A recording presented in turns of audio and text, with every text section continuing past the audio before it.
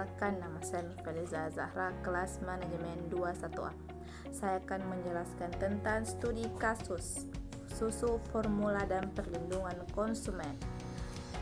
Analisis kasus susu formula dan perlindungan konsumen. Di Indonesia, nasib perlindungan konsumen masih berjalan tertatih-tatih. Hal ini menyangkut kepentingan konsumen memang masih sangat miskin perhatian. Setelah setahun menunggu, Kementerian Kesehatan akhirnya mengumumkan hasil survei 47 merek susu formula bayi untuk usia 0-6 bulan. Hasil survei menyimpulkan tidak ditemukan bakteri Enterobacter sakazaki. Hasil ini berbeda dengan temuan penelitian Institut Pertanian Bogor yang menyebutkan 22,73% susu formula dari 22 sampel dan 40% makanan bayi dari 15 sampel yang dipasarkan April hingga Juni 2006 terkontaminasi oleh bakteri.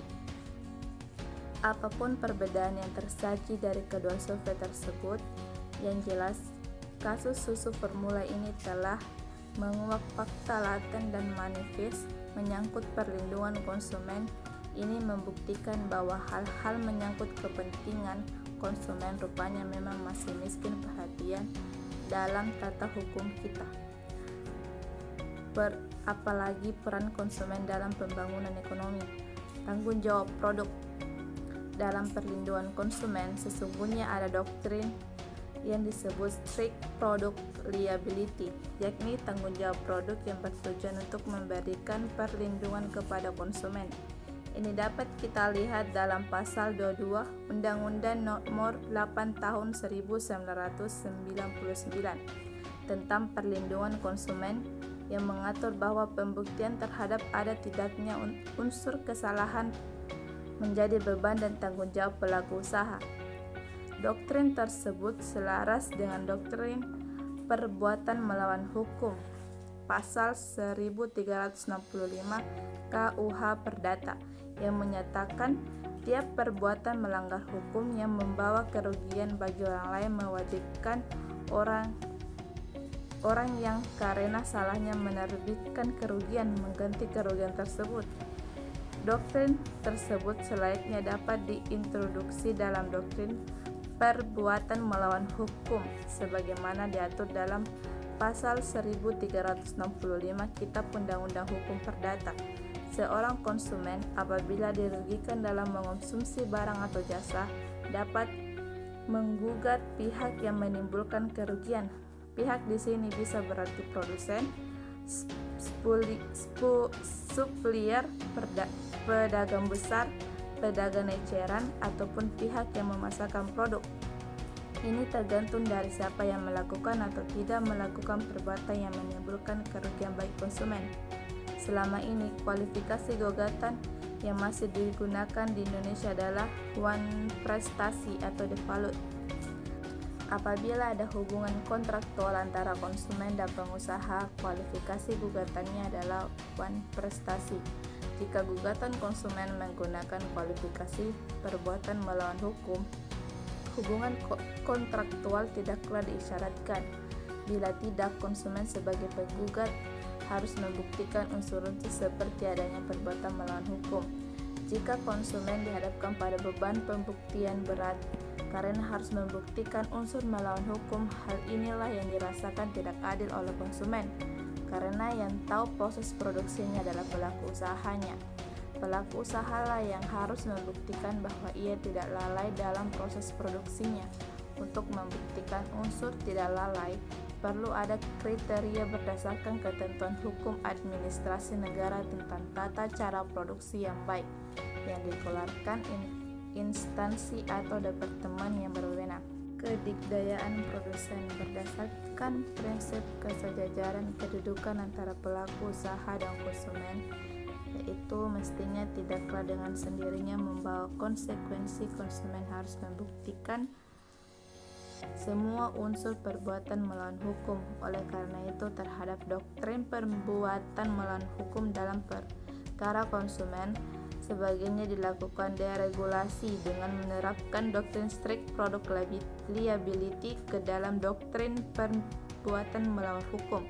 Hal ini dapat dijumpai landasan hukumnya dalam pasal 1504 Kitab Undang-Undang Hukum Perdata yang menegaskan bahwa penjual bertanggung jawab adanya cacat tersembunyi pada produk yang dijual. Menurut doktrin strict product liability, tergugat dianggap telah bersalah kecuali apabila ia mampu membuktikan bahwa ia tidak melakukan kelalaian atau kesalahan. Seandainya ia gagal membuktikan ketidaklalaiannya, maka ia harus memikul resiko kerugian yang dialami oleh pihak lain karena mengonsumsi produknya. Doktrin tersebut memang masih merupakan hal baru bagi Indonesia, kecuali Jepan. Semua negara di Asia masih memegang teguh prinsip konsumen harus membuktikan kelalaian pengusaha.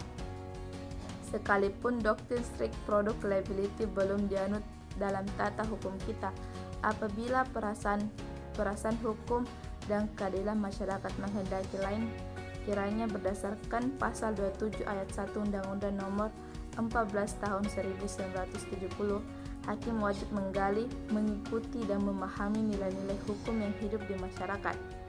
Alhasil, berkait kasus susu formula, ada hal yang patut ditarik pelajaran. Ternyata selama ini yang masih terpampang adalah ketiadayaan produsen atau pelaku usaha, termasuk pengambilan kebijakan.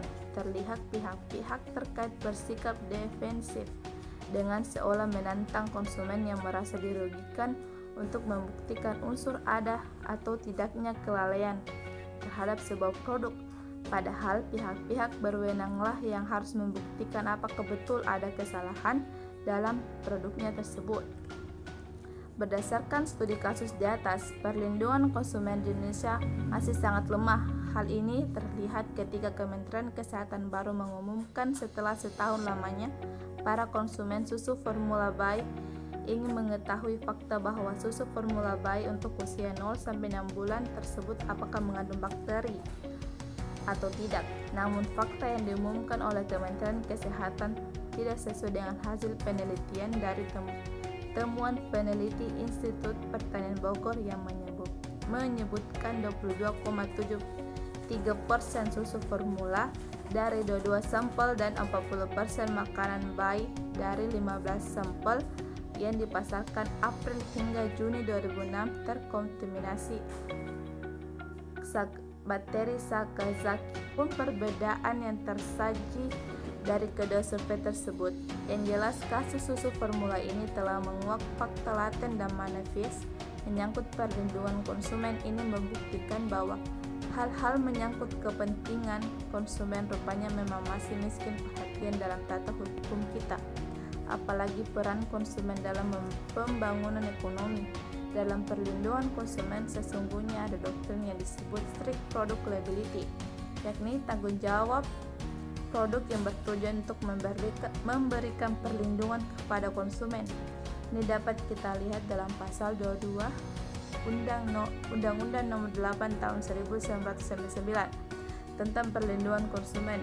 Ia mengatur bahwa pembuktian terhadap ada tidaknya unsur kesalahan menjadi beban dan tanggung jawab pelaku usaha seorang konsumen apabila dirugikan dalam mengkonsumsi barang atau jasa, dapat menggugat pihak yang menimbulkan kerugian. Pihak di sini berarti produsen atau pabrik, supplier, pedagang besar, pedagang eceran, ataupun pihak yang memasarkan produk. Ini tergantung dari siapa yang melakukan atau tidak melakukan perbuatan yang menimbulkan kerugian bagi konsumen.